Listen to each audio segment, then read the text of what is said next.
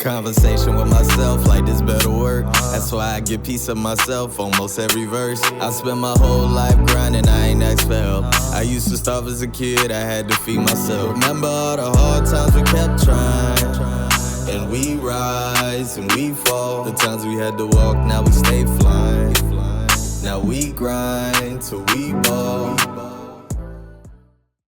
What's good? It's your boy Westside, and you're now tuned in to another episode of Artist to Artist podcast at the AV Club. And I got a special guest with me today. Fayn certified. Let's go. Yeah, Bro, I promise you, bro. Like it's almost like a night, like going back to like. It's like, it feel like a nightmare because it's like, damn, bro, the struggle that a nigga had to go to for one song. Yeah. Just to understand what it took to properly make sure that I'm doing this right. Yeah. Cause it's like, nigga, I'm still thinking like, oh, I gotta do shows. I'm like, nigga, you ain't even got a show version. Oh, like, yeah. Like, nigga, like. Niggas don't even know that part. Like, you niggas don't even rehearse. Niggas don't even look for open mics these days. Niggas be just trying to look for like, they trying to skip steps type shit. They don't even know. They don't even know about the radio and knowing like, okay, what is it that you got to do to have your song qualify to even be played on radio? Facts. They just thinking they gonna go up there, yo, and they like, yo, we can't play this on the air. Like, you know what I'm saying? Like, You know what's crazy? Not only they can't play that shit on the air, but them niggas don't even have a clean version. Yeah, clean version. And this was, you know. We all went through it, but some of us had like a researching ability. That's like, you know what, I'm gonna try to figure this shit out. Yeah. Like there was a few artists that were very self-sufficient, so they learned how to record themselves. Facts. So they avoided the shit that we went through, because they was like, fuck it. I know that I gotta record, mix, and master it, and all of these shits cost different. I'm gonna learn how to record myself. Exactly, and save. So for me, I definitely understand that, like, man, this shit got real crazy in the beginning when you don't know what the fuck you doing, and all you saying is like, I want to rap. Yeah. I want to rap. Yeah. And I know there was niggas after me. I don't know if you remember SoundClick. SoundClick, yeah. So the new thing after that was like YouTube beats. Mm-hmm. And man, I remember going to Coast. They put me as a feature artist, so I was, shout out to DJ Seizure. Shout out to him. I was able to open up every city. Yeah. Be one of the main acts. They let me do it for free. They was just like, you got to find your way, your own ride, your home telly, but we got you. Any city for the 7 cities that DJ Seizure is going to be scratching, you good. I bet. Did that. Bruh, there was like 4 artists all using the same beat. Oh, that's cold. Yeah, that shit looks bad. Yeah, and you sitting there like, no. That shit looks bad. That's nah. That shit looks bad. And that's the one that they was performing that night. Yes. Oh, that's even and worse. That's the one that they're using. Because remember, Coast to Coast used to do contests. Yeah. So put their bread up. Yeah. Like you putting up your money, and it's like, bruh, I know that shit make you feel weird, because it's like, you know that's the same beat Buddy just picked from the same YouTube. You just flipped it different. And everybody could almost tell, because you could hear it. It's not nothing changed besides maybe what you did with your vocals.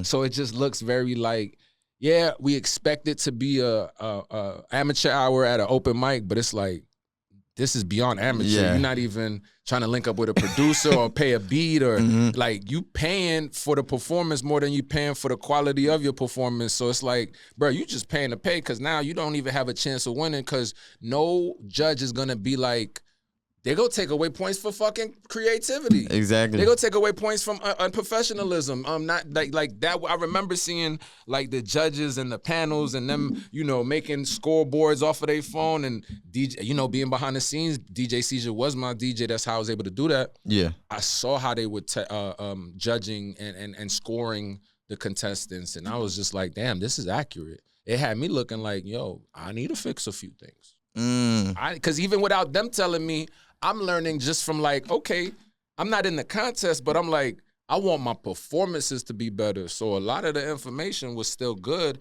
even if you wasn't in the contest. You just had to be a sponge and be like, okay, this is good information to have, you know? No, that's real. Honestly, I learned a lot from showcases too, and I be telling people that, like, so Basically, like a little summary of like my journey. I started doing music like 2018, 19. Dope. Right? Did like at least 2-3 tracks out.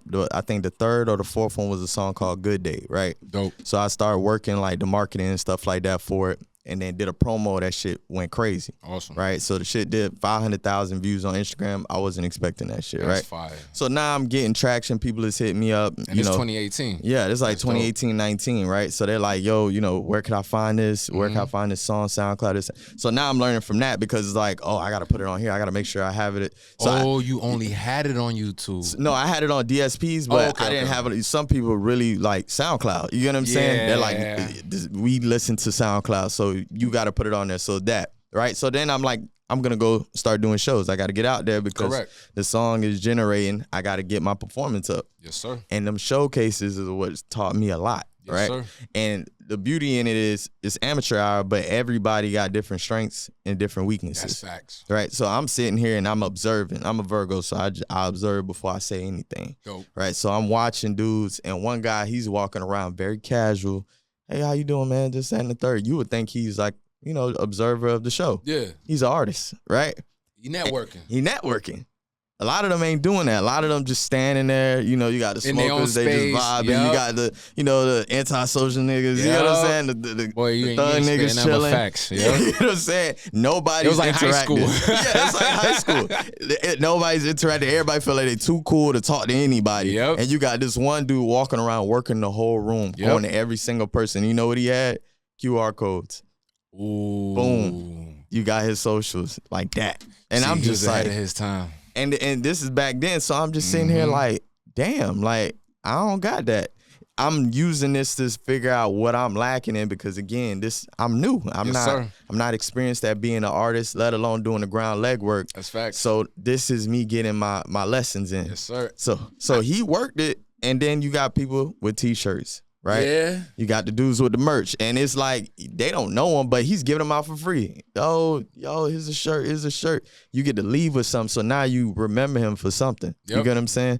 And every person had a different attribute. And that's how I learned, like, oh, this is how I need to come out. And it's funny, I add to that, there'll be them hidden gems in the showcases because I remember finding like some of the amazing singers. Because remember, them showcases wasn't always rap. Even singers is looking for a place to be on the mic, right? Yeah.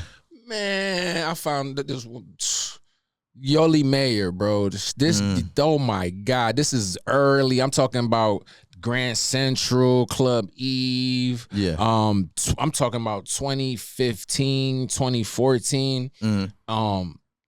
This girl had a voice like, she was like 18 or 19. And she had like, and she was a Cuban, pretty young lady. Yeah.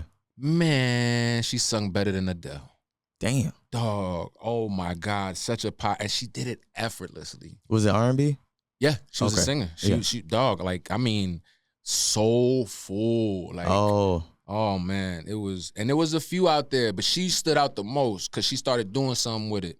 The other ones were nice. I remember hearing a few artists that were dope, and it adds to like, I would learn from different artists because it wasn't just the talent. I would see like, I bet homie brought like 1,000 niggas. I gotta start really going hard with the homie. People. There'll be the other homie like, okay, he's smart. He brought stickers or QR code, something tangible. But it's also like small enough I could fit in my pocket. It's not a 4x4, some shit I'ma just throw away because I'm like, nigga, what is this? You feel me? Like, I'm just give me your IG or whatever. So I did learn from a lot of artists, but it wasn't more of the showcase times. It felt more like when I started opening up for bigger acts because I started learning how they would do things, and I would see that they would even be missing things. Like, not every artist would focus on merch. There'll be tours and shows that I'd be on with artists that were bigger than me. I'm not gonna say no names, but they wouldn't even have merch. Wow. Brother, I swear to you. And I'm like, okay. I took that and I started realizing like, wait, I need to not only study, but I need to do things and step out the box and work harder than artists and find different ways that's like, even more creative to market, more than just the internet. But when you really socializing with people, like, you got to sell yourself. No, most definitely. You got to be like you got to have confidence, and in order to do that, you got to put in them reps in. You feel me? And I think the showcases and the open mics help that. They shake off that those butterflies. Yeah. Like you start like, yo, you know what? I could do this. Because I remember there was open mics where there was a band. Oh, those are the dope ones. Yeah, like the live bands. You ain't no beat, ain't no your song. Yeah. Like you better rap over this band, homie. And that's a challenge, and that helped me because now I'm like, man, if you could rap over a band with a band, bro, you're good. Yeah, you fire. Yeah. So that's what I liked about the open mic in the early stages of that because it was like conditioning. You feel me? Yeah, it's like gladiator school. I look at it like that. You get your reps in, and it's crazy because it's like. I do come across artists that don't perform at all, and they are artists. And one day they probably scared, but at the same time, it's very internet now. You could do everything. You're structured. You're literally doing everything on the internet. You finding the beat, you making the song, whatever. You posting it. You doing your content, creating and stuff like that. And it's like you could literally be on the internet artist like type of until you get to the point where it's like. Oh, we want you here. Now you have to, but it's backwards at that point because you're working in reverse. Yeah, because man, I ain't gonna lie. I be feeling like a lot of rappers' performances be trash. I mean, yeah. And that's my perspective. And the reason is not just because of the internet and TikTok and songs going viral and them not having to do much. I feel like they just don't care about performances. Like the ones that do, you could see it. The ones that don't, it's obvious. Like Rolling Loud is a perfect example of seeing who cares about the performances versus who doesn't. Because it's not just young artists that don't care. Some old dudes is like, man, I'm giving y'all this, that, and the third, and I'm out. Hit you with a couple of these. That's it. That's all you get. My paralysis and my dialysis, all of that. Yeah. So it's never just like an age thing. It's just like, I've seen, man, I'm going to just say what I say, man. I seen Fabulous perform. That shit was like disheartening. Really? Because, man, I'm a big fan, and I'm like, bro, I came here more than just you thinking you cool. Man, and he was sharing the same stage as Ludacris. This nigga killed that shit. Yeah, Luda is finna go. Bro, yeah. He looked like, it's like, did he rewind the time? Because it was like, bro, it was back to, chicken and beer. Southern hospitality. Man, word of mouth. I was like, he had the braids, the energy, and I felt, and Nas, perfect example. Nas didn't do what Luda did. But Nas knew how to demand attention on that stage in a way where it fit him. Yeah. And I can't really compare. That's that's legacy legend on another level. But they're still all great artists that I feel like it's never just about the young. Some artists don't care that much about the performance. It's just that much. Like they will perform, but they don't rehearse. Like I respect a Beyonce. Yeah, because Beyonce put in that work. She's to sing. That's why I would say, like, when it comes to singing, it's challenging because what it takes as far as your win to sing, right? But it's not enough to just sit there and just sing. You know, not everybody is a strong singer like a Whitney Houston.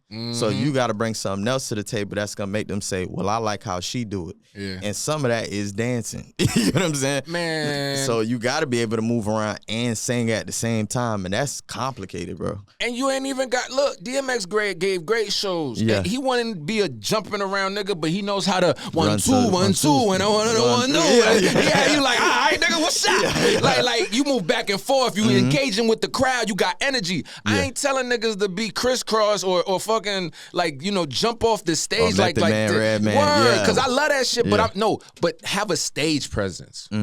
Because that's ultimately what it is with performance. Like if you rehearse and practice, even when you don't got a showcase, and you treat that shit like it's 30,000 people in front of you, even when it's 10 people, 100, 5, 50, that your performance, you're gonna bring people back. You're gonna want people. They're gonna be like, when is your next performance? Because you entertain them so much that they want to hear more of you. They might not remember the songs, but they remember you. And then they're like, yo, what? Because it happens. It's not anything that I'm saying that is just, oh, nah. Women especially, but dudes do it too. they hear some shit on that stage they like. They see some shit on that stage they like. Yeah. You doing some shit that's like, all right, yeah. I'm putting my phone away, or I'm gonna put my phone up towards you because I'm tapping in. Yeah. Afterwards, nah, bro. I heard when you said, because now when you practice, you're gonna remember to say certain things like, yo, follow me.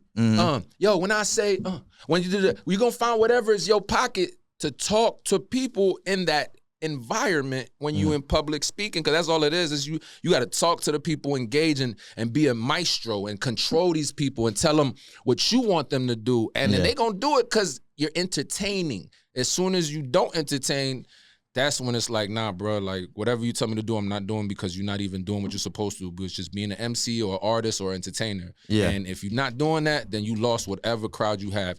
And if you're not learning or practicing that, then what the fuck is you doing? And I agree, because even one as an artist, but also as A2A, the host, I go to events. I go to showcases, and I'm not performing. I'm just watching. I'm observing. I Virgo on. Yeah. I'm seeing who's in here. Okay, all right, who's that? And you know, peeping the scene. And I go up to certain artists. If I see you did your thing, exactly. Let me go ahead and record them. When you get off stage, hey man, that was nice, bro. What's your IG? And I'll follow them. You know what I'm saying? And it might lead to an interview. You get what I'm saying? But they don't know they don't know you in the crowd. They don't know. But if they understood that you got to treat every show like you don't know who's there. Yeah. Because look, that's a perfect fucking example. You giving artists a platform. Yeah. But now the ones that think they don't need to, or the ones they're too good to, they miss out on this, and they trying to figure out how come they don't get on more platforms, because you're not even putting yourself out there, because you're missing opportunities to shake and bake. You only want to go to the high top shit, and ain't nobody gonna fuck with you there because it's already niggas that's relevant. Yeah. So why, if you're not relevant, why is you trying to squeeze your way in?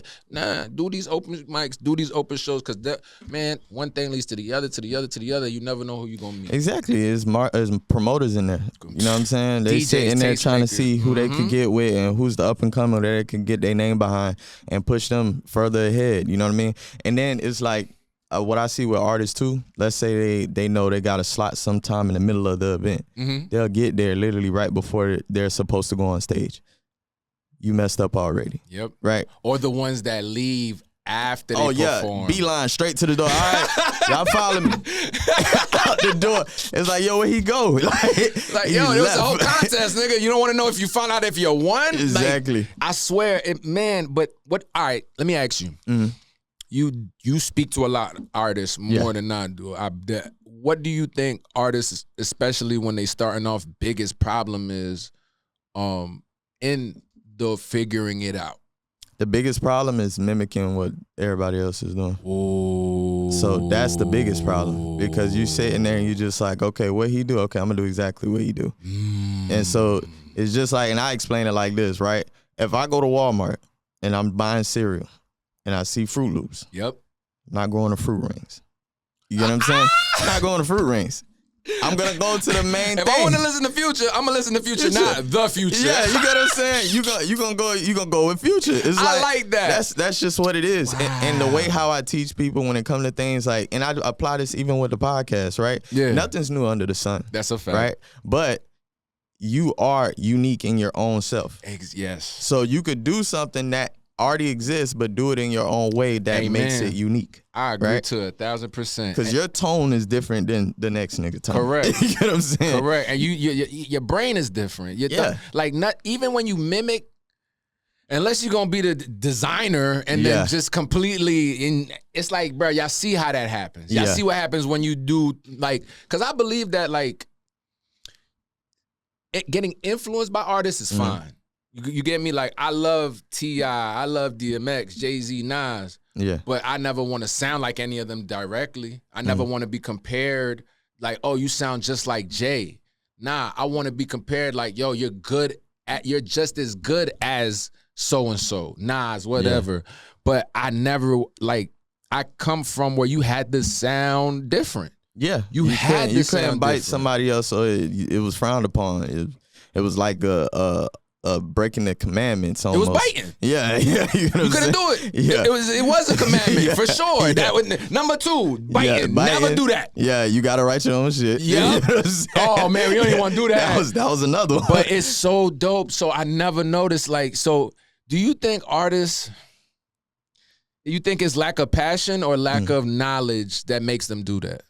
So I'll refer to like an interview I just did recently with a DJ, DJ A. I said it in reverse, but he said like Yoda. That's genius shit. Yeah, I see what you doing, nigga. Yeah. So he was saying like the thing he noticed with artists now is like it's a lot of artists that just doing it because they just started doing it rather than I got a love or a passion for it, right? And he was saying like they treat it like a duet almost. Like it's kind of like I'm gonna get in here and make some bread because I see other people making bread. They don't know how much this shit costs. Exactly. You gonna have to hit duets outside and then bring them shits here and then think it's a duet. But no, my boy. Yeah. You gonna burn mad money in here compared to being out there. You know what I'm saying? Because you know. It's the harsh realities, bro. Because they think shit's sweet. Yeah, they think they gonna come in and just take off. No, not just that. Fuck it. Let's say that shit do happen. Yeah. Fuck it. Let's say they motherfucking fantasy and dreams. Drop and this that one song and take off. Bomb. Mm-hmm. They forget that somebody else gonna be in control because you ain't have the bread. Yeah. Facts. So what you talking about, nigga? You are gonna do whatever the fuck the bread say, and the bread gonna look for more bread. So now when you do get signed, you gotta listen to a few other niggas on top of the nigga. Like this, it's not no game where you think you could play with because remember the type of people that got that type of money is a certain caliber of people. Mm-hmm. So you not gonna play with these type of people because you just a rapper. Yeah, you just a rapper trying to hit a lick. So you gonna get into some stuff that you're not really ready for because you're not built like that. You're just a rapper. You just a kid from the hood. You really wasn't in the activities or you somewhere for like real far removed and definitely don't belong in none of this. Mm-hmm. So now you hit it, but now it's you know, it's a lot of things that come with it that you wasn't aware of. Yeah. Whether, you know, it's, you know, women manipulating you, guys telling your you homies, family, what? friends. Yeah. Like, because remember, it went from 0 to 100, and now you gotta comply with what, you know, whatever, you know, hey, you wanted to hit this lick, you want these 20,000 a show? Sure, buddy. The truth is you getting 2,000 a show and they washing their money and they giving you a $500 check or a $500 this just to feed you and be like, yeah, nigga, because we know you like your little addictions and your little, you know, your little doms and all that dumb shit. So they're gonna feed whatever that you want. And now you stuck in a cycle, in a circle, and you become a fiend and you ain't even know it because they feeding you exactly what you want. And then you shake that shit off and find out you getting fucked, and then you're owed more money than you expect. But no, you're not. You signed contracts based off of shit that they could offer and give you, and they gave you that. Now, when you wanted to educate yourself more because you see a little bit more success, because they reduplicating this shit again, now you mad. Now you sad. Now you depressed. But they gave you what you wanted. You didn't know what you wanted. That's the truth. And what you wanted came with some shit that you wasn't ever ready for, and that's the truth. So that's where it's like, yeah, let's say that shit do happen, but you're not even ready for when that shit do happen. So why you in a rush? Well, that's society now. We say like, you want me to get you some more? Oh, you're amazing. I got you. Like you was saying, like with the Russian, right? Yeah. Okay. We in a society where we live on social media. Yes, sir. It just is what it is, right? That's the reason why you get a good wave of these artists that's coming in thinking they gonna hit quick because they not necessarily seeing the journey. Correct. For example, if you take off right now, right, and someone see your post, oh, this nigga's dope. Yeah. Follow you. Yo, let me put you on this new artist, right? Yep. They don't know how long you've been doing it. Not even close. They just see that one post. Correct. They see the highlights. And not everybody's going to keep scrolling back to see, yo, how long has he been doing this? Where his first song started? I like doing that. Yo, I did that with DSPs and be like, where your first song started? You know what I'm saying? You know, not everybody do that. So now they thinking like, oh, okay, this is how it works. You get in, you make a song, it goes viral. And this is what it sounds like when it goes viral. So I need to make something like this, right? So that's where also you see where the artists aren't as polished, right? Because there's no more artist development. They're not sitting there putting in hours, like you saying, like the art showcases and really getting out there and grinding and learning. Really, there's just more so I'm gonna just throw shit out there, something gonna stick, and then boom, I'm lit. Yep. But the thing is, it's called the music business. Yep. So you're not even taking the time to learn the business aspect of it to even say that, okay, I'm gonna go ahead, I'm gonna blow up, and then life just gonna be great for me. You not understanding taxes. You ain't understanding taxes in real life. I know they ain't understanding taxes in rapping. You know what sure. I'm saying? They're not understanding like having a manager, having a business manager, and having to cut all these different people in on every single thing that you do. Fact. You know what I mean? And understanding splits or producers and what they're owed, and they're not understanding that. They're just coming in because all they're looking at is that bag. Okay, I'm gonna get signed. I'm gonna get this big bag of money. I'm gonna get the chains, I'm gonna get the cars, the female's gonna come, and we just gonna be doing it from this perspective. But the thing they don't realize is it's good to learn it first before you get there, because what happens is when you do get the hit, right? Let's say you get lucky, your first song is a hit, boom. What? I'm on. That timer starts. Yep. Everybody's That's when looking the time at it. starts. Yep. Everybody like, oh, all right, 3 months. 3 months. That's what you got. Let's see what you do in 3 months. And you keep working that song. That's cool. But what the next one? Yep. What that next one? We were bumping this for about 2 months now. What that next one? Especially now with the attention span being even more quicker.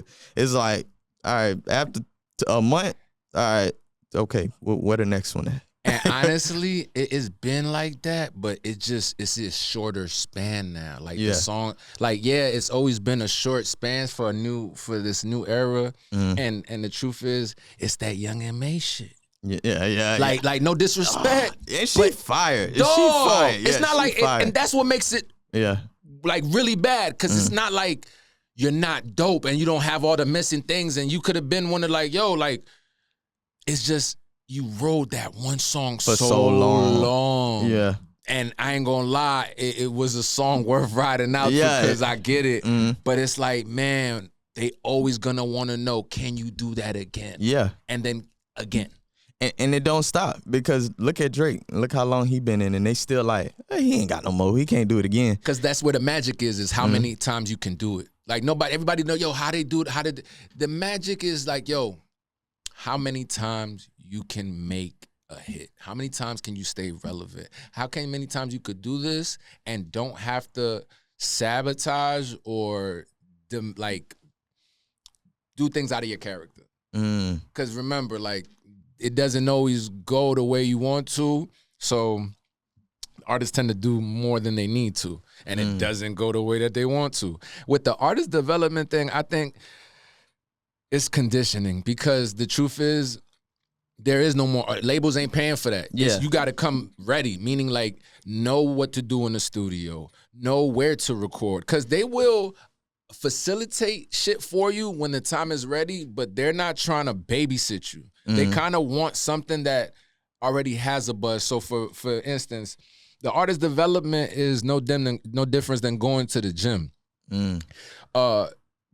You keep practicing and you keep going and you keep doing your thing, you're gonna have the confidence. Yeah. You're gonna have the confidence to like talk to people, present your music, your shows, your marketing, your networking. The same thing with the gym. The more you in that bitch lifting weights, running, when you go to the beach, you taking that shit off with confidence. You're like, I'm outside. I'm here. Look at, what we talking about? So it's the same thing. They just not willing to put in the work, because artist development is that. It's like a great example is Russ. I like Russ a lot because he might talk that shit, but he could back it up. Yeah, he talk from experience for sure. He literally is great at the artistry, meaning the rapping ability. He knows how to make great songs and hit records and connect the people with his melodic sound. He understands the business. He understands structure. He understands work ethic. Like, he's probably one of the only white rappers that I trust, because ever since Post Malone, I be a little shaky. I don't be trusting rappers because they come in. Get in and get out.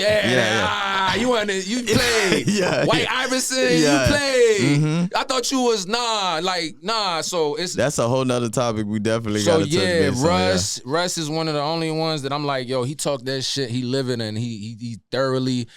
Even now, he's independent and he treats it so like a record label, from just, making a line of credit, getting loans for his own business and using that for the project, for the budget. And the rollout. Man, it's a beautiful thing. So it's like, I'm here to celebrate artists, but I'm also here to keep it real. And for Russ, La Russell, Tech Nine, Little Donald, 3D Nati, and so many artists to be successful independently, I don't be wanting. I don't got no sympathy for artists sometimes. Like I respect what you do, but I be like, bro, y'all ain't got no excuses. That phone got all your answers, but you lazy because you rather either do XYZ than ABC. And XYZ is detrimental and it has no purpose, but ABC is what you want, but yet you avoid at all costs. Man, out of here, man. Yeah. I ain't got no sympathy for artists because, bro, this shit hurts. It hurts to keep going and it hurts to stop. Pick one. Yeah. You feel me? Because it's like, nobody's gonna give you nothing. Everybody's not gonna like you. Everybody's not gonna like your songs. Like, you gotta have tough skin if you wanna be an artist. So for me, it's like, man, either you wanna do this for real or you don't. And once you do, pick a side and run with that bitch. Because the truth is, this shit ain't for everybody. No, that's facts. That's facts. But you see a lot of people that jump into it and it's trendy. You get what I'm saying? It's just like Forex trading, right? You remember, because you from that cloth. Yeah. I told niggas I rap. They look at me like I smoke crack. Oh, yeah. They like, nigga, what? Rap for real. Yeah. It wasn't a trendy, cool, oh, you rap? Let me hear your shit, bro. Nah, nigga, the fuck you rap, nigga? What? Man, you better rap these dishes, nigga. The fuck? You better rap these fucking burgers, whatever job you got, nigga. Nigga, tell me you rap, nigga. This your demo, nigga. I'm about to use this for my dog as a frisbee. Yeah. Niggas was really crazy. Bitches, everybody. Like, MySpace was fresh. Like, I promise you, bro, I've been trying to figure this out, and this has been a rude awakening. Now, what I don't do is shit on nobody. Yeah. I don't have tolerance for artists that complain, but any artist that's trying and putting in the work, I'm here for that. And I'm willing and always want to help those artists because they want and trying to figure it out, and they're doing the work. So they just need a little like, yo, I'm just a break. Yeah. Just a little education, maybe a little opportunity, just, something. But I'm not gonna stop. So it'll be good if you help me now versus then later and look stupid. I'm like, you know what, you're right, because now that's me. I don't want. There's a lot of people I got looking stupid. I don't want. You know what? Come here, I'm gonna help you a little bit. Yeah, I got you. And that's it. But the ones that be lazy or just don't give a fuck or act like they want to work or just do a lot of dick pulling and clout chasing, I'll be like, nah, bro, like. You a fan and you gonna stay that. So see me on the sideline because that's where you belong. Hey, look, the streets ain't for everybody. That's why they made sidewalks. Yeah. That is real. So I want to ask you about the part where you was saying like when you brought up the white rappers, right? And I ain't gonna say just only them. It's a couple of other ethnicities that jump in too, right? Yeah, but hip hop is a black motherfucker. Yeah, it's a black sport. This the one we could talk our shit, man. But so I respect it. So the thing that I have with it is it was a trend of white rappers or similar of that culture that comes in, raps, get a hit, because once we embrace it and make it cool, it's pop culture. It's culture now, right? Because all the other cultures mimic what we do or what we like. Yes, sir. Right? So once that happens, then they start to see the success and then they say, you know what? I'm not a rapper. Yep. And they dip out and they go into their other genre that they couldn't crack into. You get what I'm saying? Oh, I'm a pop artist. I'm a rock star. Like, you know what I'm saying? Because they start being in these little environments and they start, well, I can't break it down for everybody, but I see it like this. They don't seem like the intentions was ever to stay in hip hop. They always wanted to cross over, but they knew this is the way that they wasn't gonna go in straight to pop because that's not. You need a big. Yeah. Well, what's Sabrina Carpenter? She didn't do no hip hop. Yeah. There was no rap. She just went straight through. Bang. Yeah. And then that there's a lot of things that people don't understand that goes behind that. Shorty was a Disney child. Like an actor, child actor, the child actor. She was in the Girl Meets World joint. Did my little research. I'm like, oh, you was already in the ends. You going through the same Christina Aguilera, Britney Spears, Justin Timberlake, even Leon Thomas, the new dude. He went through Disney. So I see it, and I'm just like, oh yeah, y'all making megastars even when they're young, cause there's actors that do the same thing, right? So I say it like this: when the white rappers tend to come into hip hop, I get a little iffy. I say this because of Post Malone. Anybody before Post, like even Macklemore, he kind of stayed in hip hop. Yeah. long enough, and he never really crossed over. That shit just ain't landing. It just he had that flavor of like pop innocence in it, but it was rap. He was rapping. He was rapping, right? With him, with what's this boy face post? Nah, bro, you literally gave off like you one of us. You like you could have been a Cuban Chico from Hialeah. You could have been a trailer with the homies that you the one white boy that chill with all the black boys and all the niggas, and you the cool. You don't say nigga, but you know you say it with your homies. You feel me? And the culture accepted you. 2 songs later. Bacatao. You the country white boy that like drinking beer and like living here and like living there. Man, that shit seemed, or if it wasn't that, it was the sunflower. You was trying to do the mark, and we wasn't knocking it, but you was being disrespectful saying he was saying shit like hip hop had no soul. This nigga definitely said nigga when he wasn't supposed to. He just had a lot of shit to say about hip hop for a nigga that started in hip hop and then just cross genres like it's nothing.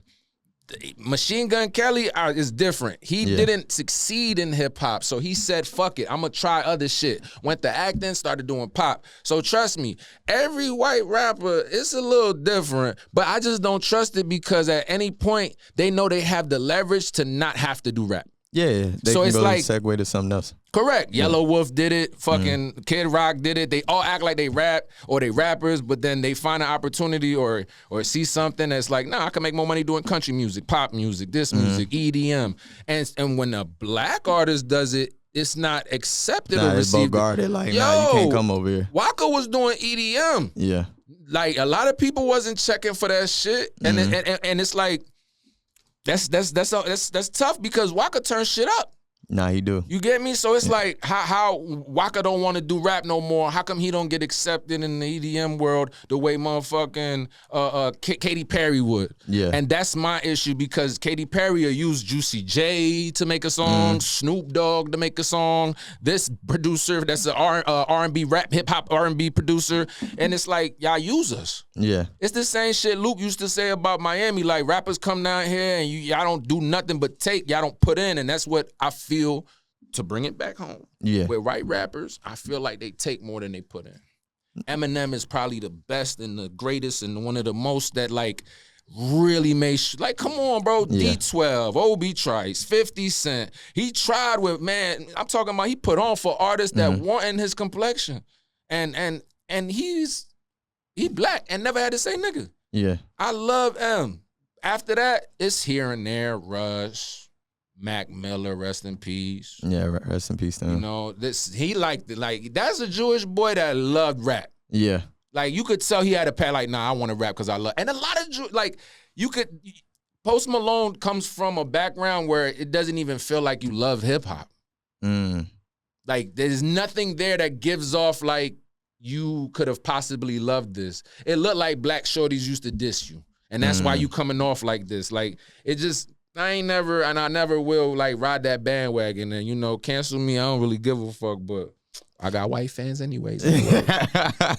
Well, I mean, the way I look at it with the Post, and, you know, still a great artist. You get what I'm saying? Not taking that. He's a great artist. Yeah, not taking that from his artistry. Like, the boy can make some shit, right? Yeah. But it definitely, you know, when it comes down to it, if you look at his biggest records, it have been featuring black artists. Correct. You know, 21 Savage, Rockstar, Quavo, Congratulations, Sunflower with Sway Lee. You know, all these those are the big records that we know of him. But it's just like when they came in, it's another one. He recently took off.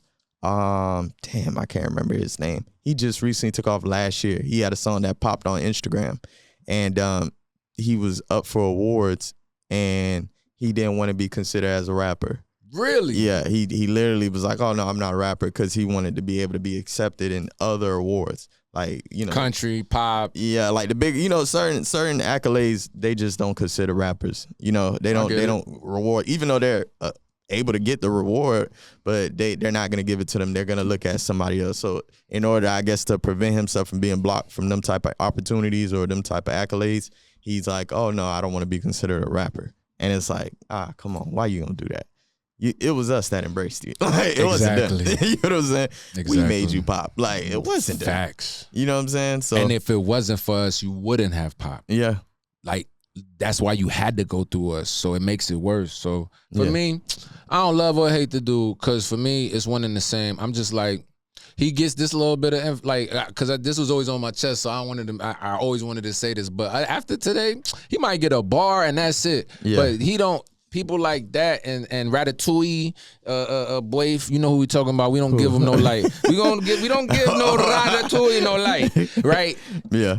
I'd rather ignore and pretend they not there, because that's a lot worse than to hate or shit on, because you're not even in my radar, bro. Like, the fact that you told me that, I'm like, oh shit, I didn't know. And it's good, because I'm like, bro, Post Malone, I don't like him for the shit he did in the past. I don't know none of the shit he do no more, because I stopped, after Rockstar and those little comments about hip hop this and that, I was like, oh yeah, I'm good off you, my boy. You gotta chill. Like, that ain't even your culture to be talking about. Yeah. Like, you talk to Sinead O'Connor and all them other country or whatever, and Bruce Wayne and whatever the fuck out there, but don't ever fix your, like, hip hop is the first black culture that is not involved with a connection of, like, slavery. Like, this is a free form culture genre solely based and origined from black people, without no hate or horrible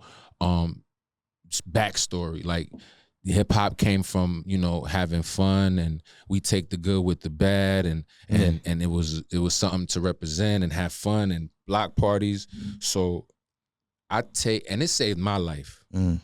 Hip hop saved my life. So for me, I guess I take it a little more personal when I see people that have opportunities like that and blow it, or treat it like it's nothing, or like don't respect the culture. And it's not just white rappers. You said it earlier. It's not just white rappers. It's other cultures too. It's a lot of dudes that don't respect the culture. You feel me? Like, what's this dirty ass, ugly little man? This what's it? The little pump. Oh, yo, he's such a weirdo. Like, he from Miami, so that shit hurt my heart. Cause I be like, bro, you such a dick rider. Like, that's like. But then again, I start realizing, like, I saw something online and it made so much sense, because this kid, and you could tell he broke it down in levels, and it started helping me understand why he's not even relevant now and why artists like that exist. And I start understanding, like, the truth is, I don't even need to worry about mentioning them. I just think it's funny, because it's like, they get popping from dissing niggas, and then the real ones ain't supposed to diss them because they not this or that. I'm like, man, I'm going to say what I say about it. I'm not going to make no diss song about him, because he's not of that caliber. He's not worth me dissing, especially, like, I don't care who you are. But I think for me, I get really, really like, nah, these niggas just don't give a fuck. And I keep it pushing. Because when I realize they just, like, I fuck with Sexy Red. Like, that's a big difference than what Lil Pump do. I know a lot of Sexy Reds growing up. You feel me? Yeah. And the truth is, Lil Mama probably could really rap, and she know what her lane is. So it's like, so there's no misconfusion. It's just certain artists do shit that's, like, super weird, and I can't respect it. You know, like they got to put a lot of love or respect when they doing this hip hop thing. Because if they treat it like a lick, then it's cool. Go that way. You know, do the rap shit based off of, like, let people know that you really don't give a fuck about the culture that you hear. Like be real about this shit. But then again, that's gonna hurt their pockets and this, and they gotta play the game, and I understand. But it just gets weird when it happens so often. And it's just like,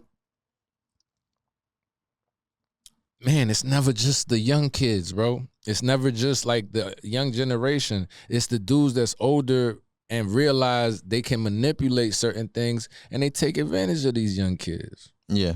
Like, it just is what it is. They know what sells. Now, some people do it to themselves. These kids is not kids. These are grown adults, 21, 23, but they still young in a sense. Like, shit, I don't give a fuck, nigga. 30 is young. Yeah. You trying to figure shit out, nigga, in this music business, 30 is young. So it's like, this shit get nasty, bro. So I recommend anybody that does this, that have a a tough skin and a good head on their shoulders, because this ain't for the weak.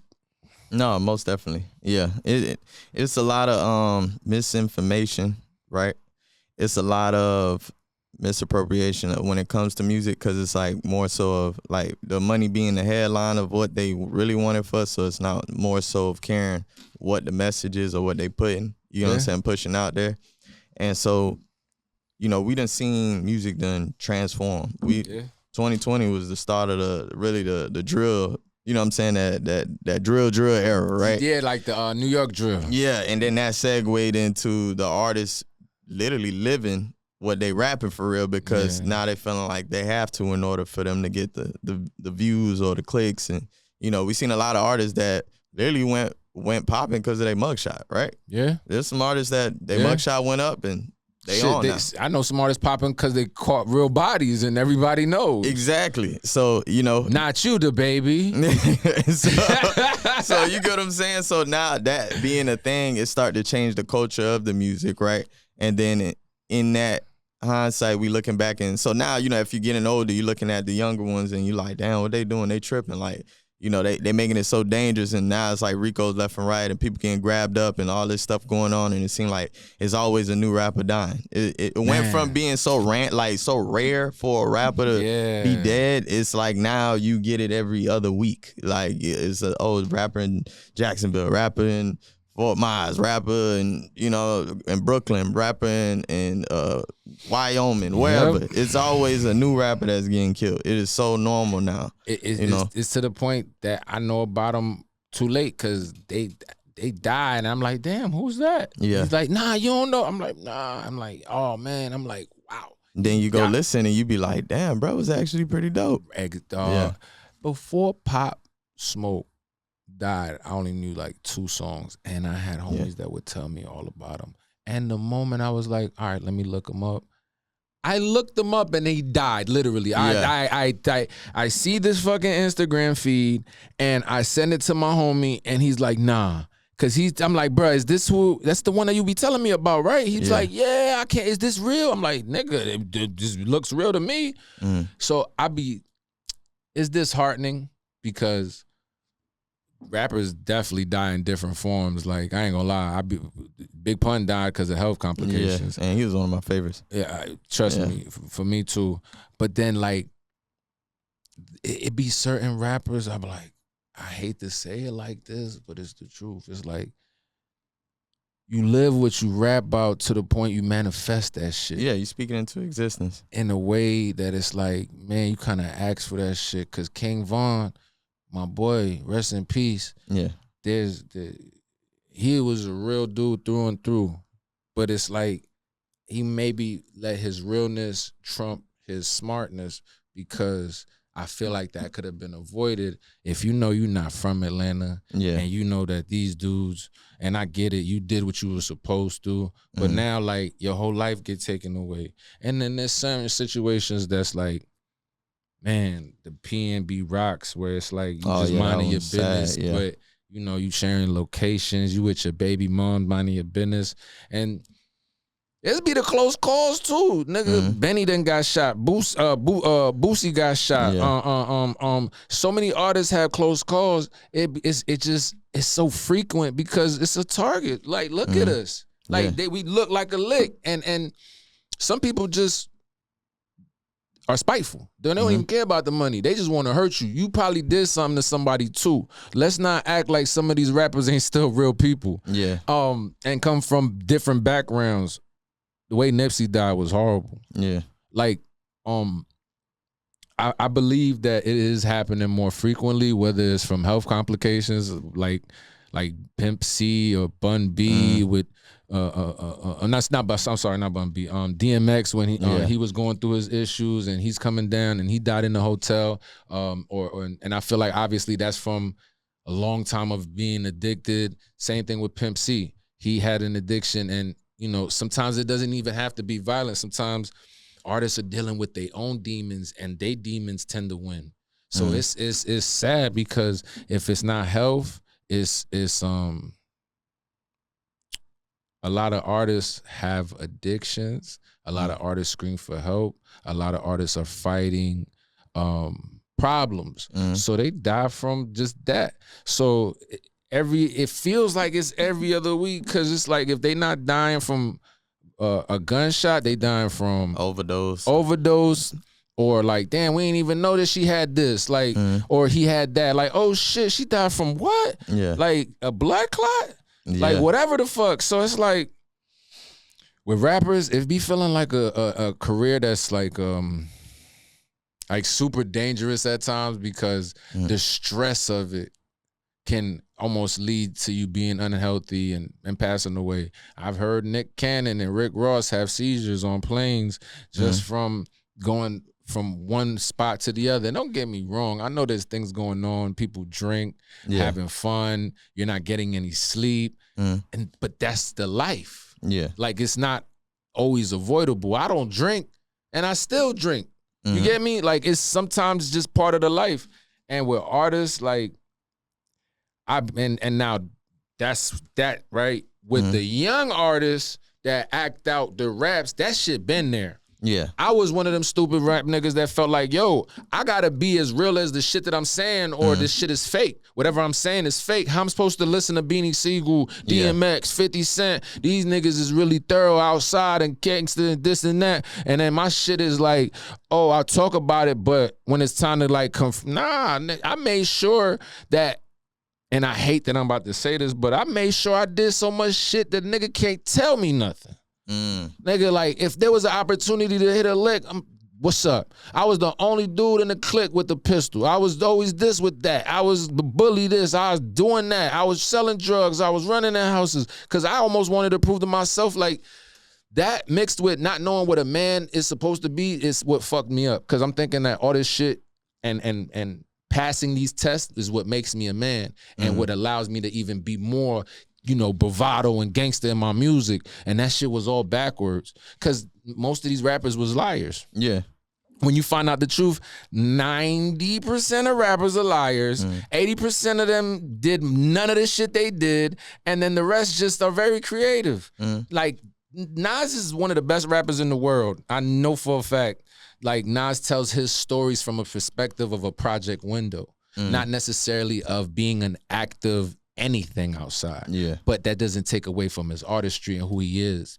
And for me, I wish I knew that earlier, because I wouldn't have to do what these Jacksonville boys is doing, where it's like they really got to smack shit. But I don't think it's through the rapping. These boys really be having beef with just other situations. And I think they young, and just like I was young, there's nobody there to tell them better, because the more we get closer to this generation, the further the gap is. Like, the internet raising kids. Before it was the TV. So it's like if OGs is getting older and they got less time to talk to a nigga, because the OGs that we had that were there, they're dying or dead and don't got time to be. And now, let's say someone older than me by 10, 20 years is supposed to be somebody young OG, or if I'm supposed to be somebody OG, look, I'm over here telling you, man, y'all niggas got to figure it out too. Yeah. I ain't the best OG to have neither. So we fucked, because the truth is, I'm going to be honest and be like,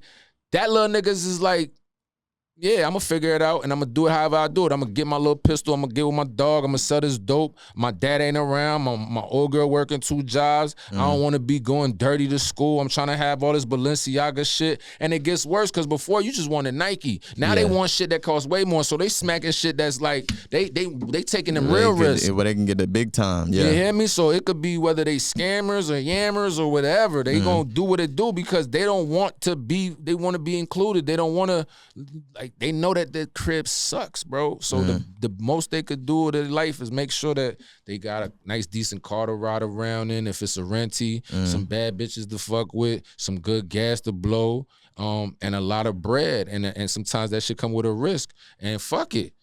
Them little niggas is lit, so they gonna rap about it. Yeah. So sometimes it's not the rap comes first. Sometimes it's like, fuck it.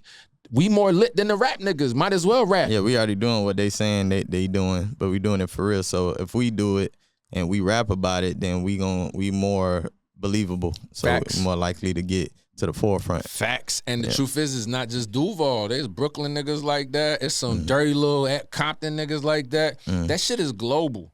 There's some niggas in fucking Switzerland that's ready to smack shit, St. and then you Louis. get St. Louis, Chicago. So it's like it's gonna get worse because it's gonna be a time where like somebody got to step in, and it's only gonna be a rare few. It's not gonna be too many. What the boy name is D1s out here that's gonna try to preach that shit and then to get accepted. I feel like when it comes to that now though, like we seen a transition. So like let's say from the 80s to the 90s, those people were looked up to, right? So you talking about your Malcolm X, your Martin Luther Kings, you know what I'm saying? Like you look at those people and people looked at them for guidance to say, okay, what we supposed to be doing in order for us to move forward, right? Facts. So then they got away from that because then they got knocked off and you know, visually seeing that happen, it does something to you where if I was a public speaker, I probably wouldn't want to talk no more. You know what I'm saying? Like after I just seen them get knocked off, it's like, man, let me sit back down. Let me do something else. And so when that is absent, of course, the people will lead themselves. And like you said, now this generation is getting influenced through social media. People are validating themselves for materialistic items and what they can get and obtain, right? Preach. Even Even in a relationship now, you think about a man and a woman, she's dictating whether she's willing to be with a man based off of what he can obtain. Facts. You get what I'm saying? It's not no more so of characteristics of value. That fuck characteristics and value. How much you got? How much you can gain? What you could do for me? Yeah, what can you do for me? If you could do this for me, then I'll overlook characteristics and value for this lifestyle. And then after that, I'm going to complain about how you were a terrible person. Yeah, you know what I'm saying? Oh, Lord. You know? That's this whole generation. Yeah. Unfortunately. So it originally, it started to show in like the music side, but now it's even pouring into the relationship side because it's like we seeing a line drawn between everybody. Whereas like instead of us moving together, when you think about like the 90s, you get what I'm saying? Of course people was beefing back then, but it wasn't as nearly like what it is now. True. You get what I'm saying? You know, the most that, you know, they probably fought. You know what I'm saying? They had a battle. You know what I'm saying? And that's how they handled it back then. Yep. It wasn't more so of like, yo, they clapped at him and then they clapped back and then they kept doing that back and forth and then until everybody was gone. Now you seeing people like, yo, I'm beefing with him, and you watch every single person go down. Literally. Yeah. From the man way in the back that's just sitting there, you know what I'm saying, the hype man, to the man up front, the artist himself, going down left and right, whether they getting arrested, whether they getting killed. And it's like at some point it gotta change. It can't stay this way. You know what I'm saying? So, but what's the difference between? And I don't know if you remember what happened with NBA YoungBoy in that situation. Mm-hmm. What's the difference between that and like what 50 in the game went through? It wasn't as many casualties. You don't think so? Because casualties are casualty. Yeah, they might have been what? I think only 3 one. or 4 with the NBA YoungBoy situation. But I think the 50 thing, only one person. It was 2. If I recall, somebody got murked on both sides. Oh, okay, and for sure it was one of the game homies. I remember it was some nigga named Frog. But I think somebody, you know, on 50's side. Yeah. Let's say it was 2.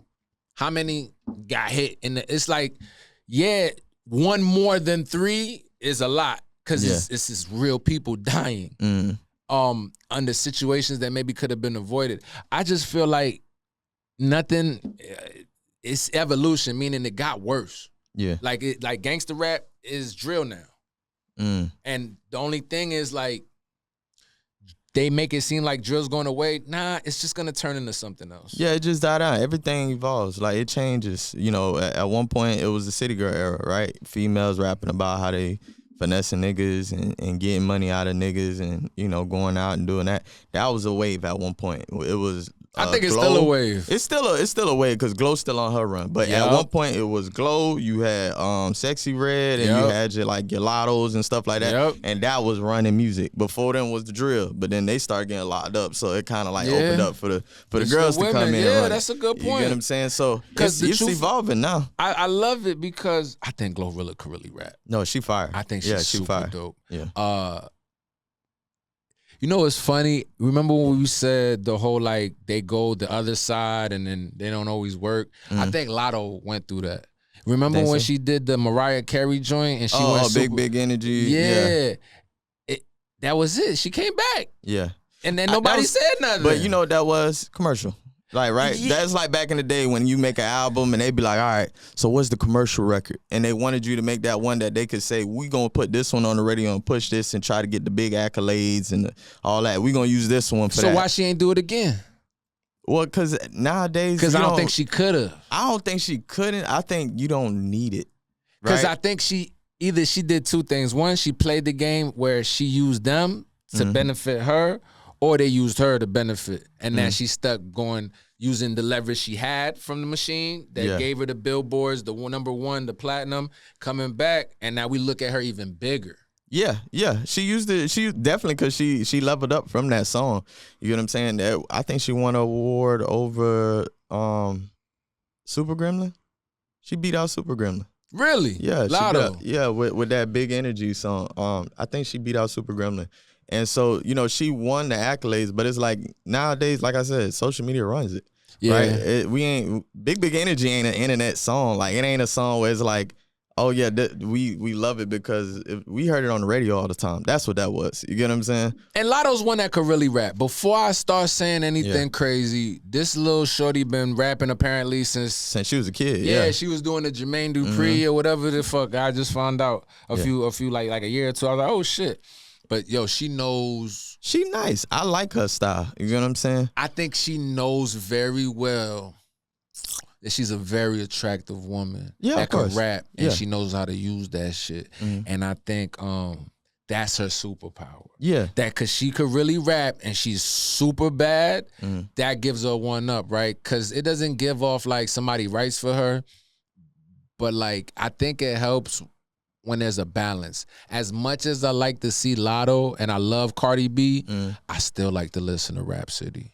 Rhapsody is different. I still need that balance. So as much as women are winning, it just seems like a specific type of women. Of course. Because all right, so when you social media running, right? You scrolling, let's say you see Rhapsody, are you gonna stop because you see Rhapsody? Yeah, right. Because I know I'm gonna hear some shit though. I'm already a fan. Now you already a fan, but a guy who don't know Rhapsody is because she closed up. She got the L jacket with the African vibe. He might start to be like, "Yo, that's a hard jacket," and keep scrolling. You know what I'm saying? But when they see Lotto, they're gonna be like, "Oh," and they're gonna click on the page. They're gonna scroll. He might like a couple of pictures and say, "You know what? I don't want to lose you, so follow." Right, so it gains more traction just off the nostalgia and the look, right? And we could go as far as back as Foxy Brown and Lil Kim. Yes. You get what I'm saying? And say that's when it shifted, because before that it was the UNITY, oh, man. with the dashikis and all the rapping empowerment. Yeah, I still believe that in that era we had Eve.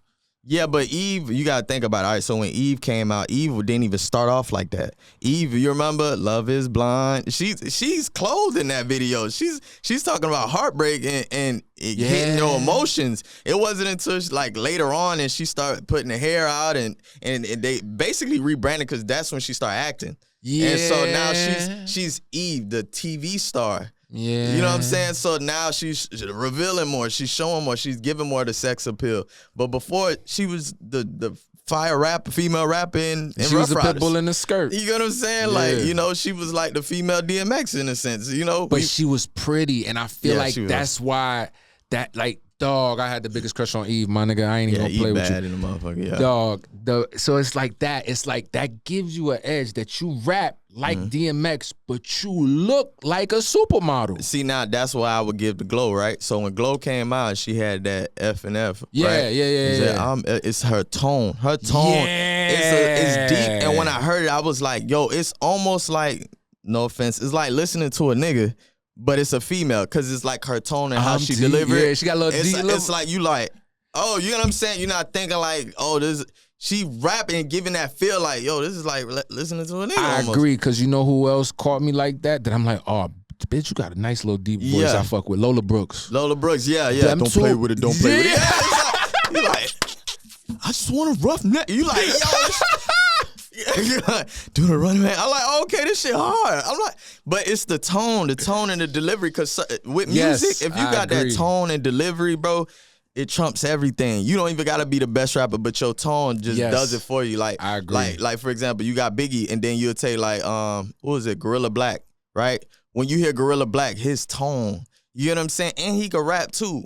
You get what I'm saying? I think the only thing that probably plagued him was because they compared him too much to Biggie. He sounded too. Yeah, they compared him too much to Biggie. But if they would have just let him be just him, he's capable of being a great rapper, because he has it. He has the delivery. He has the sound. He has the capability to write. You know what I'm saying? But it just, you too much like him, so we can't accept you. You know but it goes back to the mimicking. Because that's real. Like, I didn't like Young Jock because he sounded like Jeezy. I ain't like Designer because he sounded like Future. I didn't like So what about Kurt Shine? Cobain.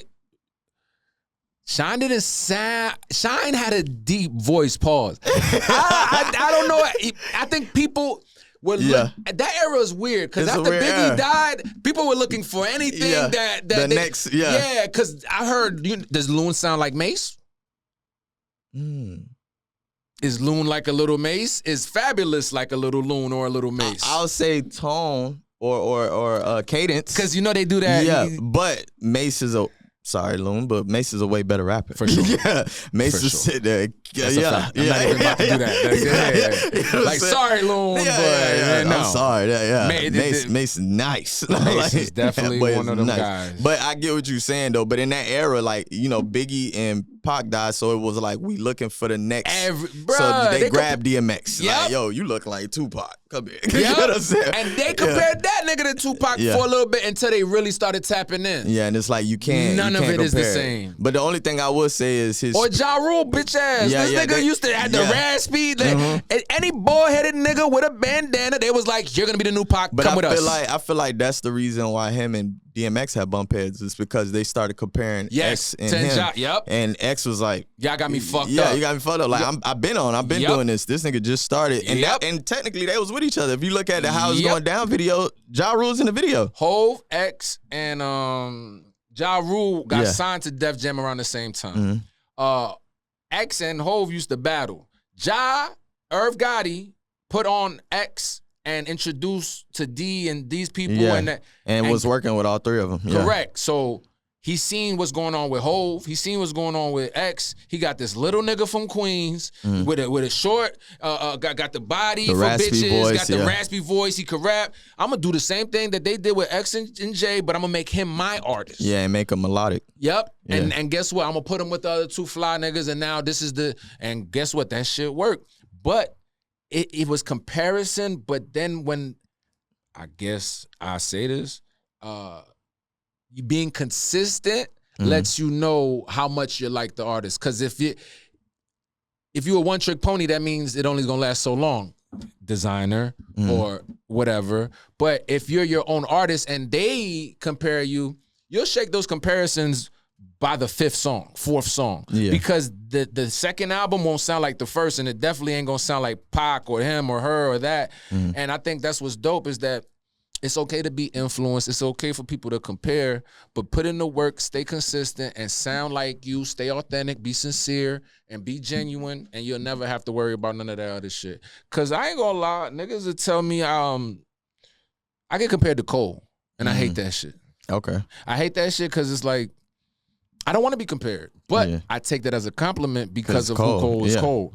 And I say this everything before Cole apologized. You heard? Oh, yeah. That shit caught me off guard. Like I wasn't expecting that. Yeah. So other than that, I don't want the comparisons. I appreciate them because when you're up and coming, this nigga Cole got compared to Drake. I remember when this nigga Cole was coming up. It was all three of them. It was him, Kendrick, Wale, and all of them was kind of like battling the who's the rap game. The new it nigga, and then the ones that got, and I ain't gonna cap. Who Wale got? He got it compared to Lupe, and that characteristic of rappers. And Wale was not like a Lupe. No. When we come to Wale, that's one of the people that need to get more credit for his work because a lot of people don't look at how many hits he got for real. Yeah. Like if Wale was to do a versus or something like that, people, I feel like depending on the person, they might try and count him out and be like, oh, Wale's gonna lose. Like how many? What, he's gonna play Loaded Flower Bomb 10 times? And it's like, no, you got like fucked up. No, he got hits. He got shit with Rihanna in the cut. That niggas forgot. They got a remix. It's like, I could use that. Yeah. One, if let's say he were to have a fucking verses with someone like Big Sean, I think Wale got more hits than Big Sean. I think. Yeah, I think commercially, Wale has more. I feel like Big Sean do got a lot though. He does have some big hits. He has bigger hits. Yeah. I think Wale has more hits. Because Wale lives, I feel like his music lives on radio. You get what I'm saying? Because he has an audience that his songs that were real big, women, soulful, singing, easy on the ears. They were like ear candy. Yeah. And you could play this shit almost like 10 years from now and on that real good. soft, smooth and you radio gonna station. Be happy when you hear it. Yeah. Like, oh shit, this flower boy. You're gonna be like, oh shit, I did like Miguel before he did that dumb shit.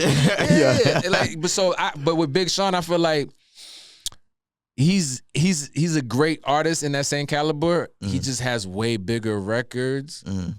I just don't think I don't fuck with you. I feel like it's a huge record. I think that's probably his biggest record, if I'm not mistaken. Might be. But the point is like I can't think of a song bigger than that for Wale. Like what's his I Don't Fuck With You?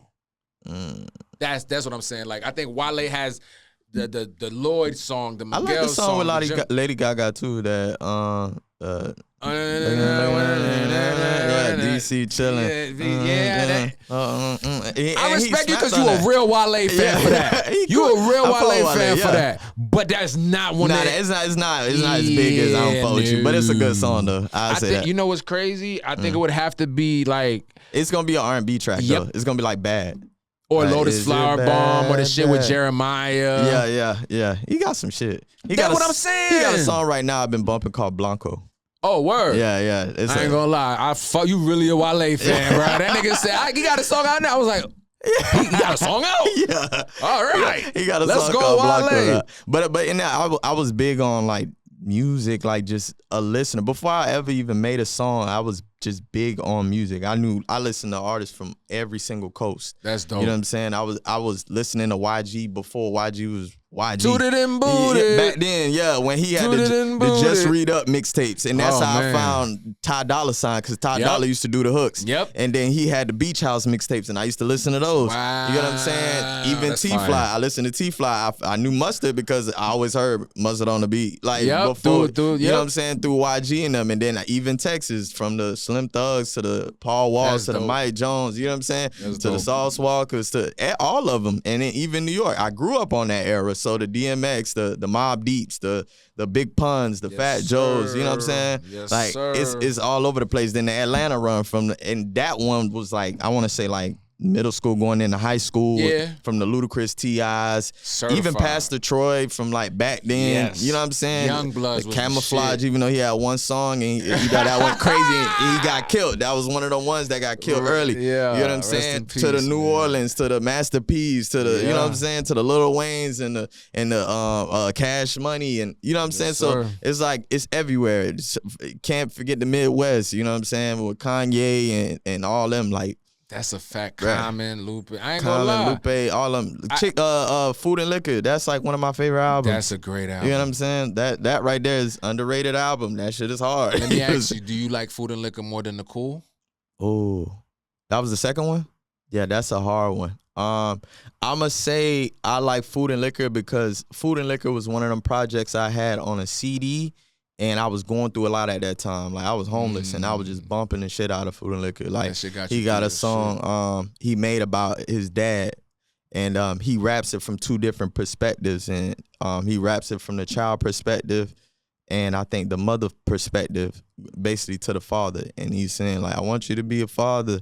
He's your little boy, and you don't even bother. Like. So he just snapped. He snapped. I'm telling you. On Food and Liquor, yeah, right? On Food and Liquor. Yeah, the Kick Push, and then he got the one. It's basically like he's rapping a storytelling of a guy who sold drugs, got killed, but he came back to life, and he walked through his whole hood, and found himself right back in the spot he got shot. And got killed by the same niggas with the same gun that he got killed with. And that's why I love The Cool, because it's he used that song and made a whole album. From that, yeah. Because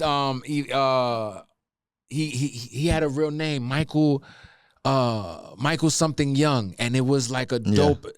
The Cool was that The Cool killed him. He was too cool to do this. It was too cool to that. Like he talked about that specific guy, and The Cool was that. I didn't know that there was one song from Food and Liquor. So that's what's doper. So that one song inspired the whole album. And for me, I think The Cool, man, I'm talking about like. there was songs where like he's talking. He has the rap friend, and he's coming up with this scheme to kill this dude. And man, I think I picked The Cool over Food and Liquor because the concept behind the whole project was remarkable. Oh, can't forget this one. Daydream. Oh yeah, that was on Food and Liquor. I think that on was the hook. Yes. And he breaks down the whole body. And he says a few more half-naked women up in the pools. Champagne, we need champagne. So look as hard as you can with a blunt in your hand. Like he just breaking down, and he said it from the head part, from the knees, and that shit was a masterpiece song. Yes, I was like, yo, and it's like I was young. I was probably like, I want to say I was maybe like in the 8th grade. Like bumping that. Yeah. You get what I'm saying? And I was in the 7th or 6th. Yeah, 7, somewhere around there. And I would play that over and over. And The Cool came out, I think I was a freshman in high school when The Cool came out. And so I love The Cool too. That's one of my favorites too. That's why I was like, when you said, but I had to attach emotions to it. Of so I was like, course. If I got to put emotions into it, I'm going this. Like, for example, College Dropout and Late Registration. 2 great albums, but I got to put my emotions to Late Registration. Oh. Yeah, I got to put my emotions to Late Registration because Roses, you get what I'm saying? And it's certain songs in there symbolic of Drive Slow, and he's telling you like, yo, you out here, just chill. There's a lot of stuff going on. Like, damn, that's dope. It's those albums, and I feel like maybe that's what definitely what I'm focusing on for my next project is attacking more emotions in songs. You know what I'm saying? Connecting with people on a different level. Than just making songs. A lot of times we hear people like, yo, this is hard. So like we thinking of shit, and then the first thing that comes to your mind, you just rap about that, right? And then you say, okay, this is what the song is going to be about. But in being more intentional and saying like, you know what? What is not being talked about? Correct. What is missing, right? Correct. What is something that people are feeling right now? Correct. And not just to dance. It's like, no, what is people needing to resonate with? Man, I fuck with you so much because I created this, I had that feeling, and I got inspired to create this song called Sitcom. And I embraced the emotional part of it, which is I wish my life was a sitcom, and I ain't have a sick mom, and my siblings never did wrong. And the last episode and the doc, it was the whole thing, like, I when you a kid growing up, and whether you go outside and you come home, Fresh Prince, Martin, the Wayans brothers, Jamie Foxx, and fucking In the House, like everything seemed so solvable. Everything seemed so cool. So I caught this epiphany, and I was like, yo, I need to be a little bit more vulnerable and be more honest. And why did I love and fell in love with these sitcoms and these type of shows? Because they were an escape. Because it looked so good. It like any problem by the end of the episode or the end of the season, everything got resolved. Yeah. And the truth is that in reality, it's not like that. It don't work like that. So I'm like, yo, a lot of people will connect to this, and I needed to create that. And that song ain't coming out for a while, but it's dope that you mentioned that because that's my next task as well. Is to not just make songs to have people feel, not just songs for like a good vibe, because I want everybody to feel good, but I want to connect. I want to pull on people's heartstrings. Yeah. I want people to know that they're not alone and that they could relate to shit like this, even if they don't want to admit it. Because the truth is, I know a lot of motherfuckers that wish they was Fresh Prince. Yeah, I know a lot of motherfuckers that wish they had a brother like Marlon or Sean. I know a lot of motherfuckers that wish they worked with a bitch like Fancy, like Jamie. Yeah, and you know that they could talk to the crush like that. I know a lot of dudes that wish they had the homies like apartment like Martin. You feel me? So or a girl like Gina. So it's like or the brotherhood or a sisterhood like girlfriends. Man, like how they had them, and they all hear just me? Be vibing with each other. Yeah, facts. Or living single, them too. And living. Oh, that was my shit. Yeah. Like people needed that, and I'm like, yo, I want to create this. So I think it's important. And I think when you get, because I think that happens. I think somewhere in the artist's life, they start realizing that they're good enough to create anything, and they just want to do more than just anything. Yeah. And when they find that, that's when shit gets real special. And then, honestly, that's where I've been. I had hit a pivot, like, I want to say, like, last year. I dropped the EP. I was like, all right, cool. But I'm always trying to look higher up, like what's next, right? Correct. So when I started, it was like I just want to be able to make a song. Yes. Did that. Then I just want to be able to make a project. Yes. And I want to just be able to make a second project, right? A better project, right? Yep. And then after that, it's like once you start getting to the point where you know your pocket and you know like, okay, this is the lane, this is where I could go. Then it start to get to, okay, what can I do to even scale higher in what I'm already good at? Facts. Right. So now you're looking at it and then you're like, well, this just feels like I'm just making a song. And once it starts to feel like you're making a song, you're not excited to just make a song. Correct. You know, so now you got to figure out what are the things that you're missing. Sometimes you got to go on a little life journey. Yes. You take time for yourself and you figure things out within yourself and you become a better person or a different person. Correct. And then you say, oh, I think now I know my purpose. You know what I'm saying? Sometimes life will do that to you. You know, we like to think that like at all times you just gonna create. Sometimes you don't create. Sometimes you gotta sit there and experience life and say, okay, this is what the world's missing, right? You sit back and you actually look up because when you working, you right here. Yep. You know what I'm saying? You're not necessarily aware of what's going on around you because you in creation. That's you know what I mean? But when you can finally sit back and reflect and be like, oh, okay, this is the difference. This is what I could do that would stand out even further than what everybody else is doing. Because if I'm just creating like everybody else, we all just creating. You know what I'm saying? I think it's, because I just don't think people should take too much time away. Because like anything else, it's going to get harder to start back up again. That is true. And that's one thing I feel like I experienced. It was like, the wheels is a little bit different. You start to having they feel like a little bit more work to get there. But I'm okay with it because I understand that there's beauty in the work, right? For some people, it's like, oh, this is too difficult. It's difficult and I don't want to deal with it because life is difficult and you just say, nah. But I feel like I've dealt with hard times all my life. You know what I'm saying? So understanding that and saying, don't be hard on yourself at the same time. Facts. That's nothing. Love yourself. Artists could be hard on themselves and that will handicap you in itself. We are our biggest critics and our biggest fans. Yeah, exactly. So, I tell people like being an artist is like believing in a religion that other people don't believe in. Ooh, that's hard. I'm stealing and I'm taking that, guys. I like that because, dog, that's exactly what it's like. There's nobody else that believes it. Yeah. Yo. And when you going around trying to put people on, you Jehovah's Witness. Oh, Lord. Are you ready for the return? Are you ready for the return? They ready to slam that door in your face like, man, we don't want to hear that shit. Get the fuck It's 9 o'clock in the morning, nigga. You talking to nigga, get that rap shit. Get the fuck out of here, Beezy. Yo, that's accurate. That shit is real, dog. I love that. Yeah, that shit is real, man. But it's tough, bro. It's a journey. But it's work, exactly. And I think, when you realize that going through it, like the journey is just as important as the destination, and when you realize that the destination is just one stop, that's still more of a journey to go through after. I think people start easing up. But the truth is I see it for what it is. Yeah. And I thank God that I never stopped through my turmoil. Because I went through a lot of situations where, nigga, I was like, fuck this rap shit. Nigga, I can't, I'm gonna be just candid and, now think about I seen my mama die in front of my eyes. That shit have changed you. Yeah. That shit have changed you.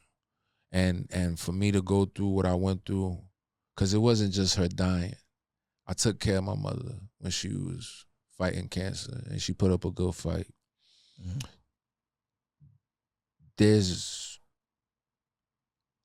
I don't know what was in me to find a way to still create. Don't get me wrong. I'm talking about days I ain't picking up the phone. I'm smoking and doing things just to distract myself, and it wasn't healthy. And I'm doing all types of shit, but I never stopped. I never stopped creating. And maybe it was because one of the things she told me and made a promise was to succeed in this and to not stop and not give up. But I also know that it was an easy excuse to give up. Oh, yeah, facts. It would have been so simple. Nobody would have said anything. They'd be like, no, we completely understand you stopped rapping. We would have stopped too. Yeah. No, yeah, of course it makes sense. Why would you want to keep going? It's hard and it's so easy. No different than like having a kid. It's like the perfect excuse to say this didn't go like this, when in reality you just gave up. That's the truth. And I didn't want to let my mother down, so I didn't give up. And It's hard, bro. It's hard. Whether it's people shitting on you, family members not believing in you, girlfriends, boyfriends, people that don't. Because remember, women go through this as artists. Like, just imagine a female rapper right now that got to deal with niggas trying to fuck her over trying to record her, or trying to fuck her, or instead of give her a beat, or trying to like sleep with her instead of give her some showtime. So everybody go through the struggle, but it's like, man, you gonna give up or you gonna keep going? Because they both fucking hurt. That shit hurts. To stop, it hurts. But people find a way where now it's justifiable why they stop. And I refuse to be one of those people, because I always felt like if I stop, it's gonna be a lot harder. I'm a lot closer than I was. Than when you started. Correct. Yeah. And if I could go through what I went through with my moms, just now you can't do the handle. Everything's face. Light. Yeah. Light. That's the worst shit. And I don't wish that on my worst fucking enemy. I promise you, if I could go through that, everything is easy. So for me, I thank God that I kept persevering, because if I would have gave up, I'd have never been here with you. Oh, facts. I'd have never got the opportunity to talk to people. Somebody else, I could help somebody with this interview, then I don't know it. And that's more than good enough for me, because that's what we here for, to like pay it forward. I don't have kids. So for me, if I could help a younger individual make a better decision, I did what I was supposed to on this earth. And I know that makes my mother proud. And that makes me happy that I didn't give up, because now it came full circle. It was just a hard journey. But it was worth being here. And it's still, this is just the beginning. Yeah. I got 10, 20, 30 more years of this shit. So if this is my decade, fuck a year, and if this is what it is, this is just a season. This one episode of season 1 for a lot of people. And that's the case, I'm trying to be like ER or The Simpsons. I'm trying to be here for 40 plus years. So for me, I'm like, I needed that, unfortunately, because it taught me things that I didn't know about myself. That my worst fear was to lose her. And I did. And I didn't know how I was going to handle it. And the way I did, I was proud of me, because I didn't even know I was able to do things the way I did. And there was ups and downs, but I'm here. I lived to tell the story. And I'm gonna make sure I live to tell her story, because they die twice when they don't get mentioned. So this is for Lil Greg, this for my mom, this for Who Bang, this for the homies I done lost. This is for a lot of dudes that's locked up, my nigga C, Jit. It's a lot of dudes out here that don't get to have this opportunity, and I'm grateful. So I do this for even, my nephew, Lucas. He ain't get to be 1 year old. You feel me? I make sure that they live. I do my thing to make sure that the ones that I love and the ones that's not here to represent themselves get represented, and they don't get forgotten, especially people like my mother, because she made me who I am today, and she raised this wolf. You feel me? Yeah. I was a cub. You feel me? These streets and my mama, more my mama than these streets, made the man that I am today. So I figured I'd let the world know that shit always and forever. And it feels good to talk like this, because I promise you, I wouldn't even know how to mention my mom without bawling, or getting mad, or getting upset, or just like frustrated and questioning things. So this is like a therapy session for real. This is healing, and that's why I like to talk, because I want to let people know they're not alone. I know a lot of people that's unfortunately part of that club that lost a parent, a mother, a father, and that shit is one of the worst things in the world. And man, I'm here for y'all. Y'all fuck with me. We not alone. You feel me? This shit get hard, but you gotta persevere. You gotta push through. Cause dog, she and the people we lose don't want to see us in turmoil. They want to see us happy. They want to see us rejoice and live through and be here for them. So I had to shake a lot of that shit off, and I turned into a boss, and I started being a man more, and I started realizing like what she was installing in me. And the truth is, to bring it back, it's always gonna be something in front of somebody that's gonna be hard. But you know, how bad do you want it? And whatever it is, whether it's losing a loved one or breaking up or relocating or starting a whole new life, like just believe in yourself, believe in a higher power, whatever it is, and believe in the person that is not here no more, that they want you to do the best you can. And with that, you winning already.